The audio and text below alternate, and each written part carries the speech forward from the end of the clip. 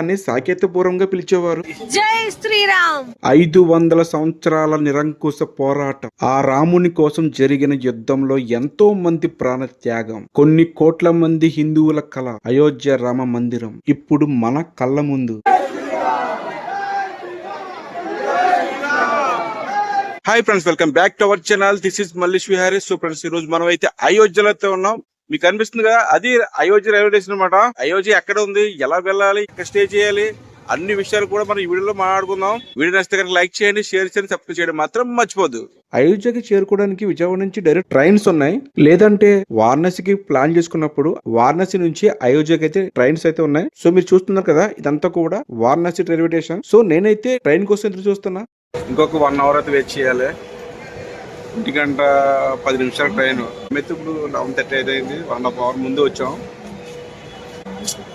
ఎందుకు వచ్చారు ఎలా ఉంది, అంతా వెయిటింగ్ బయట.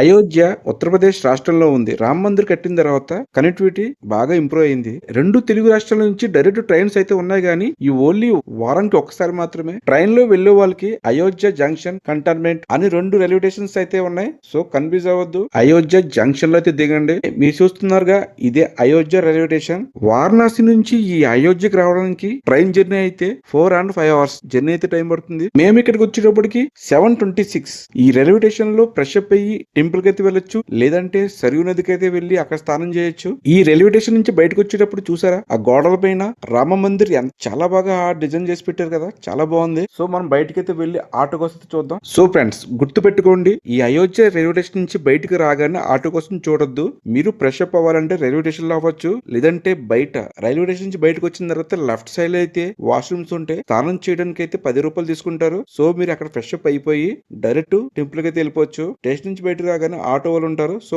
వాళ్ళైతే టెంపుల్ తీసుకెళ్తాం, 10 రూపాయలు తీసుకుంటాం పర్ పర్సన్ కి అంటారు. సో వెళ్ళొద్దు, ఎందుకంటే అయోధ్య రైల్వే స్టేషన్ నుంచి టెంపుల్ కి జస్ట్ 1.5 కిలోమీటర్ దూరం అయితే ఉంటుంది. సో మనం నడిచి అయితే వెళ్ళిపోవచ్చు. ఒకవేళ మీరు రైల్వే స్టేషన్ లో ఫ్రెష్ అప్ అవ్వకపోతే కనుక సరియు నదికి అయితే వెళ్లి ఫ్రెష్ అప్ అవ్వచ్చు. అయోధ్య రైల్వే స్టేషన్ నుంచి సరియు నదికి 5 కిలోమీటర్ల దూరంలో ఉంటుంది. ఆటో కూడా అయితే 20 రూపీస్ చార్జ్ చేస్తారు. సో మీరు అక్కడికి వెళ్లి ఫ్రెష్ అప్ అయ్యి ఆ తర్వాత టెంపుల్ కి అయితే వెళ్ళొచ్చు. నా ఒపీనియన్ అయితే ఈ రైల్వే స్టేషన్ లో ఫ్రెష్ అప్ అయిపోయి డైరెక్ట్ మన టెంపుల్ కి వెళ్ళిపోతే కనుక మనకి టైం కలిసి వస్తుంది.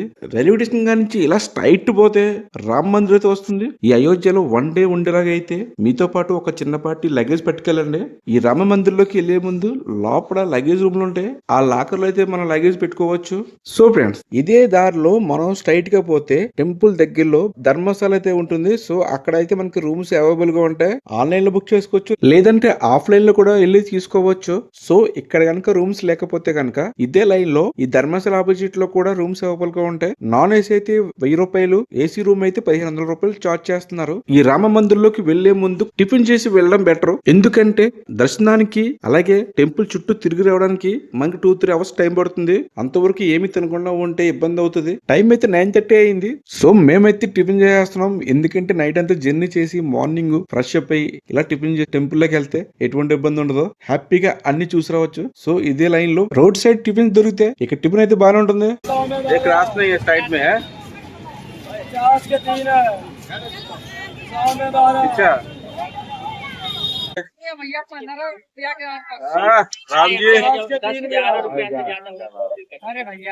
రామ్జీ రామ్జీ పొట్టు పెట్టిస్తున్నామా, పొట్టు పెట్టడానికి 10 రూపాయలు అంట.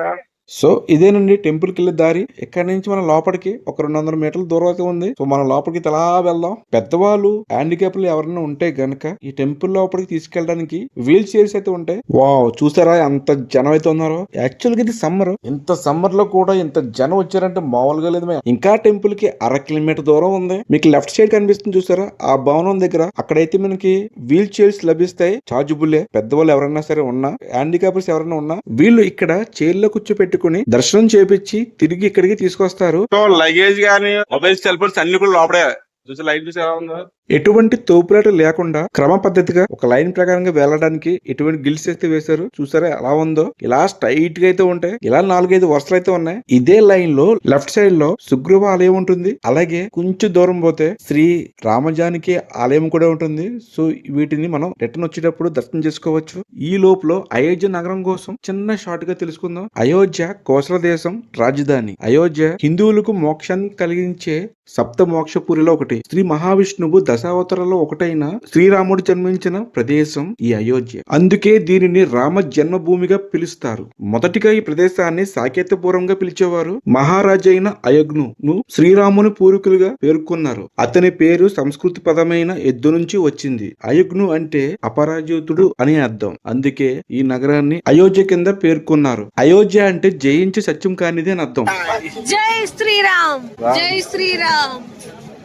ఈ లైన్ 1 కిలోమీటర్ దూరం ఉంది. అందుకే ఇందాక చెప్పినట్టు టిఫిన్ చేసి వస్తేనే బెటర్. ఎందుకంటే ఇంత పెద్ద లైన్ నుంచి వెళ్లి మనం బయటకు రావాలంటే 2-3 అవర్స్ అయితే పడుతుంది. అప్పుడెప్పుడు 1528 మొదలైన రామ మందిరం వివాదం ఈ మధ్య కాలంలో 2019లో సుప్రీంకోర్టు ఇచ్చిన తీర్పుతో రామ మందిరం వివాదం క్లియర్ అయింది. ఈ మధ్యలో ఏం జరిగిందన్నది మీడియా ద్వారా మనకి కొద్దిపాటుగా తెలిసి ఉంటది. 2020 ఆగస్టు 5వ తారీఖున ఈ రామ మందిరం నిర్మాణానికి శంకుస్థాపన మన నరేంద్ర మోదీ గారు చేశారు. అలాగే 2024 జనవరి 22వ తేదీన నరేంద్ర మోదీ గారు చేతుల మీదుగా ఈ బాలరామునికి ప్రాణ ప్రతిష్ఠ చేశారు. ఇది రాముల వారు జన్మించిన ప్రదేశం కాబట్టి బాలరాముడిని ఇక్కడ ప్రతిష్ఠించారు. ఈ ఆలయంలో సీతాదేవి లక్ష్మణుల వారు ఉండరు. ఓన్లీ శ్రీరామచంద్ర వారు బాలరాముడిగా ఉంటారు. సో ఫ్రెండ్స్ మీకు కనిపిస్తుందిగా ఎదురుగా ఇక్కడైతే జెంట్స్ కి జెంట్స్, లేడీస్ కి లేడీస్ ఇక్కడ పూర్తిగా చెక్ చేస్తారు. ఇక్కడ చెక్ చేసిన తర్వాత మనం లోపలికి అయితే వెళ్ళొచ్చు. కొంచెం ఎదురుగా వెళ్తే లగేజ్ పెట్టుకోవడానికి లాకర్స్ అయితే ఉంటాయి. ఇలా స్ట్రైట్ పోవాలా. మీ లగేజ్ గానీ ఎటువంటి ఎలక్ట్రికల్ వస్తువులు గానీ అలాగే మొబైల్స్ ఇవన్నీ కూడా ఇక్కడే లాక్ చేసి పెట్టుకుని వెళ్ళాలి. లోపలికి అయితే పెట్టుకెళ్ళిన ఎవరు ఫొటోస్ వీడియోస్ తీసుకోవాలనుకుంటే ఇక్కడి నుంచి మాత్రమే తీసుకోండి. అదిగో మీకు కనిపిస్తుందా స్ట్రైట్ గా అదే రామ మందిర్. మీకు లెఫ్ట్ సైడ్ లో కనిపిస్తుంది కదా, ఇక్కడి నుంచి ఆ చివరి వరకు కూడా లాకర్స్ అన్ని. సో ఇక్కడైతే చెప్పుల్ని పెట్టి వెళ్ళాలి. చెప్పుల్ని వదిలి వెళ్ళాలంటే అక్కడ ఒక లాకర్ లో పెడతారు. గుర్తు పెట్టుకోండి, మనకు ఒక టోకెన్ నెంబర్ ఇస్తారు. ఆ నెంబర్ ప్రకారంగా నెక్స్ట్ మన దర్శనం అయిపోయిన తర్వాత బ్యాక్ సైడ్ లో అదే నెంబర్ కి అయితే వెళ్ళాలి. ఇక్కడ సిస్టమ్ ఎలా ఉందంటే ఒక క్లారిటీగా డివైడ్ చేసి పెట్టారు. చెప్పేసి మాత్రం పెట్టుకోవాలి. ఇక్కడ లైన్ అంతా కూడా ఈ బ్యాగ్ లగేజ్ కూడా యాక్చువల్ పెట్టుకోవచ్చు. ఇటుపక్కేమో బ్యాగ్స్ అనమాట. ఒక పక్క చెప్పులు అయితే ఒక పక్క బ్యాగ్స్ పెట్టుకోవచ్చు. కానీ బ్యాగ్ లో మాత్రం మొబైల్స్, కెమెరాస్, ఎలక్ట్రికల్ వస్తువులు అలాంటివి పెట్టొద్దు. వాటికి వేరే సెక్షన్ ఉంది. చూసారా ఈ రామ మందిరం ఎంత అద్భుతంగా కట్టారో. 500 సంవత్సరాల నిరంకుశ పోరాటం, ఆ రాముని కోసం జరిగిన యుద్ధంలో ఎంతో మంది ప్రాణ త్యాగం, కొన్ని కోట్ల మంది హిందువుల కళ అయోధ్య రామ మందిరం ఇప్పుడు మన కళ్ళ ముందు. అబ్బబ్బబ్బబ్బా, ఇలా చూస్తుంటే మామూలుగా లేదు మామ. ఇదొక అద్భుతమైన కట్టడం.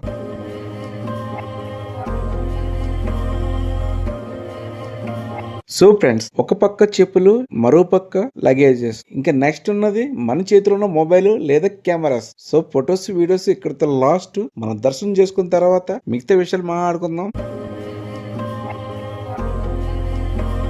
వామో. సో మేమైతే దర్శనం చేసుకుని ఇలా బయటకు వచ్చేస్తున్నాం. బయటకు వస్తున్నప్పుడు మాత్రం మనకి ఉడత రూపంలో ఉన్న ఒక టాచ్యూ అయితే పెట్టారు.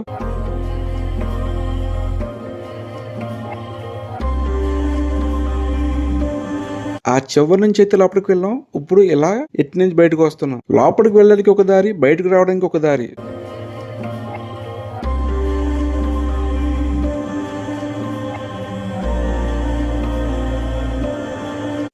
మొత్తం చూసారా టెంపుల్. ఆ చివరి నుంచి అక్కడి నుంచి అక్కడ వరకు కూడా టెంపుల్ అనమాట. ఈ టెంపుల్ యొక్క డిజైనింగ్ ఉంది మాయా, మామూలుగా లేదు. సూపర్ అన్నమాట. నిజంగా మాటలతో వర్ణించలేనంత విధంగా ఉంది. ఇంకా లోపడున్న బాలరాముడి విగ్రహం అయితే మామూలుగా లేదు మాయా. 2 కళ్ళు అయితే సరిపోవట్లేదు, అంత అద్భుతంగా ఉంది. కట్టడం అయితే మాత్రం చాలా బాగుంది.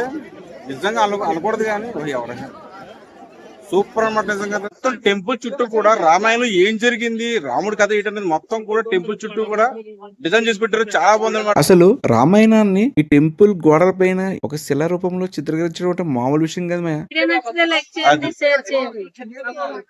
నచ్చితే కనుక లైక్ చేయండి, షేర్ చేయండి, తప్పక చేయడం మాత్రం మర్చిపోవద్దు. సో ఇందాక చెప్పినట్టు ఇక్కడ చెప్పుల్ని అలాగే లగేజ్ ని అలాగే మొబైల్స్ ని 3 కూడా కలెక్ట్ చేసుకోవచ్చు. దర్శనం అయిపోయిన తర్వాత మనం బ్యాక్ సైడ్ నుంచి బయటకు వచ్చే దారిలో ప్రసాదం కౌంటర్ అయితే ఉంటుంది. సో ఈ ప్రసాదం అయితే ఫ్రీగానే పెడతారు. పెద్ద లైన్ అయితే ఉంది. ప్రసాదం కింద ఒక రోజు ఏమో రొట్టెలు, ఇంకో రోజు ఏమో చక్కెర పొంగలి అలాగే పులిహార, దాంతో పాటు ORS కూడా ఇస్తున్నారు 2 బాటిల్.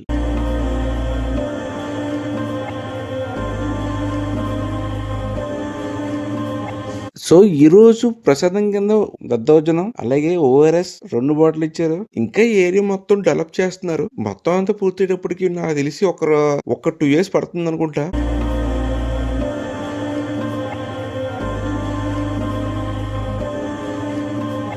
మీకు అనిపిస్తుందా ఇక్కడ నుంచి ఆ చివరి వరకు కూడా షాపింగ్ మొత్తం. ఇంట్లో కావాల్సిన పూజ సామాన్లు గానీ, ఈ అయోధ్యకి సంబంధించిన కొన్ని టాయ్స్ అయితే ఇక్కడే అమ్ముతారు.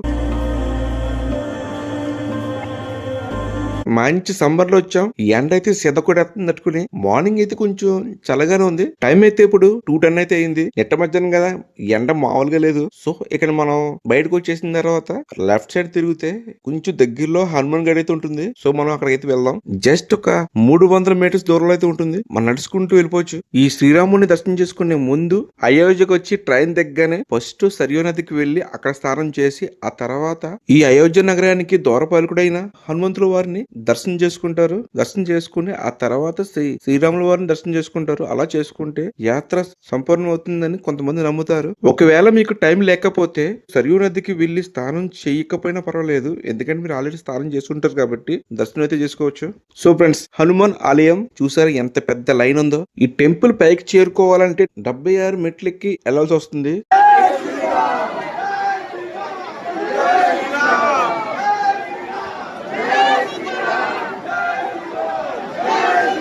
ఇక్కడ భక్తుల రద్దీ చాలా ఎక్కువగా ఉంటుంది. రామ్ మందిర్ దర్శనంకి వెళ్లే ముందు మొదట ఇక్కడ ఉన్న హనుమాన్ ని దర్శనం చేసుకుని వెళ్లాలని ఇక్కడ ఆచారం ఉంది. రావణాసురుడితో యుద్ధం అయిన తర్వాత శ్రీరాముల వారు తిరిగి అయోధ్యకు చేరుకున్నారు. అప్పుడే హనుమంతుల వారు కూడా ఇక్కడే నివసించేవారని చరిత్ర చెబుతుంది. ఇది హనుమంతుల వారి ప్లేస్ కాబట్టి హనుమాన్ గడి అంటారు. ఈ గుడిలో హనుమంతుల వారి అమ్మైన అంజనీదేవి గారు ఉంటారని ఇక్కడ నమ్మకం.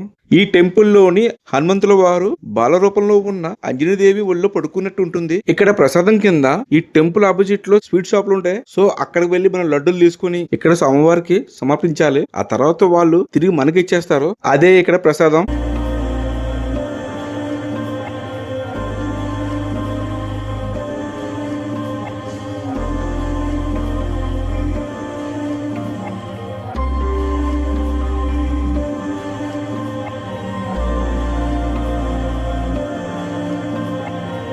అబ్బా, మొత్తానికి అయితే దర్శనం అయితే అయిపోయింది. ఈ రోజు చాలా భక్తుల రద్దీ ఎక్కువ ఉంది. ఇంకా మిగతా టెంపుల్స్ చూద్దామంటే టైం అయితే లేదు. ఎందుకంటే మా ట్రైన్ 3:30కి. సో టైం అయితే ఇప్పుడు 2:30 అయితే అయిపోయింది. పక్కనే ఉంది దశరథ మహల్. సో అది కూడా ఒకసారి చూసేసి బయలుదేరిపోదాం.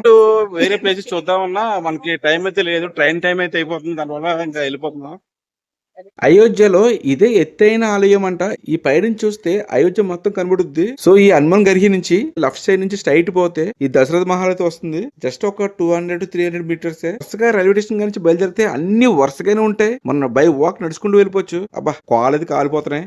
ఎందుకంటే కింద చెప్పులు లేవు. చెప్పులు లేకుండా నడవాల్సి వస్తుంది. ఇలా వెళ్లే దారిలో సైడ్ అంతా కూడా షాపింగ్ లో ఉంటాయి. బై వాక్ చేసుకుంటూ అలా మనం నెమ్మదిగా చూసుకుంటూ అలా దశరథ మహల్ కి అయితే వెళ్ళిపోదాం.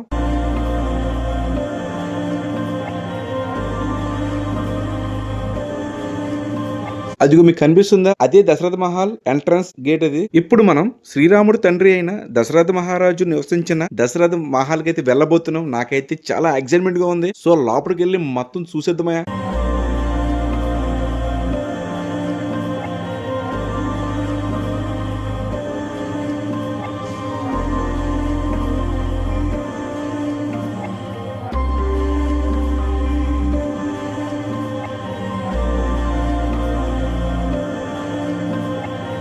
అప్పట్లో దశరథ మహారాజు ఇక్కడే ఉండేవారని చెప్పి స్థానికులు చెబుతున్నారు. మీరు చూస్తున్నారా? ఇదంతా కూడా ఒరిజినల్ కాదు. అంటే కాలక్రమేణా కొద్దిగా మార్పులు చేసుకుంటూ వచ్చారు. అలా స్ట్రైట్ గా వెళ్లి ఇంకా లోపల మహల్ కూడా చూడొచ్చు. లోపల మహల్ చాలా బాగుంటది. సో మాకైతే టైం అయితే అయిపోయింది. ఎందుకంటే 3:30కి ట్రైన్ ఉంది ఇక్కడ నుంచి కాశీకి. సో దాని వల్ల నాకు టైం లేకపోవడం వల్ల మీకు చూపించలేకపోతున్నాను. సో ఇంకా చాలా ప్లేసెస్ ఉన్నాయి. అయోధ్యకు వచ్చే వాళ్ళు ఎవరైనా ఉంటే కానీ 1 day స్టే చేసేలా చూసుకోండి. సో ఫ్రెండ్స్, ఇక్కడతో బ్లాగ్ ఫినిష్ చేస్తున్నా. వీడియో నచ్చితే కనుక లైక్ చేయండి, షేర్ చేయండి, సబ్స్క్రైబ్ చేయడం మాత్రం మర్చిపోవద్దు. మళ్ళీ కలుద్దాం.